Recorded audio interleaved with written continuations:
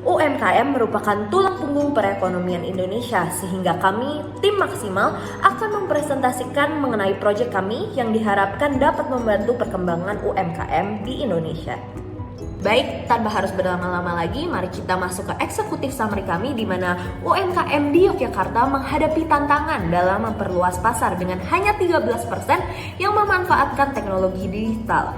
UMKM Next hadir sebagai solusi komprehensif melalui alat analisis pasar, sistem manajemen inventory, dan integrasi marketplace. Pada slide ini kami mengidentifikasi 5 masalah utama yang dihadapi UMKM dalam menembus pasar global.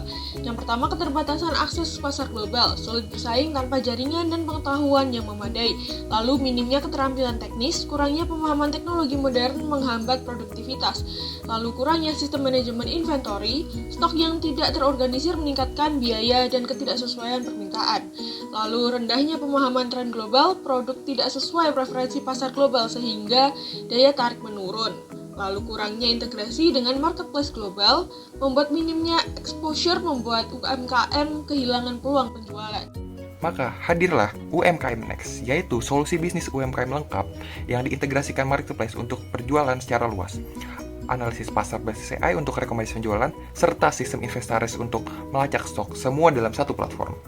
Untuk timeline, di sini terdapat beberapa tahapan. Yang pertama, perencanaan dan riset, lanjut desain UI UX, lanjut AI development, backend development, front-end development, testing dan quality assurance, persiapan launching dan dokumentasi, dan yang terakhir launching dan pemeliharaan awal.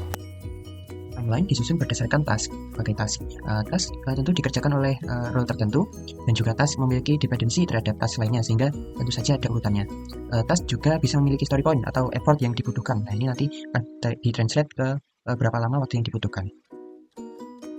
Seperti yang dapat dilihat pada tabel ini, task biasanya memiliki dependensinya masing-masing yang membuatnya menjadi berurutan. Biasanya pengembangan atau development dilakukan setelah UI UX design. Bahkan masih ada perbaikan dan pembuatan dokumentasi karena kami menggunakan metode waterfall.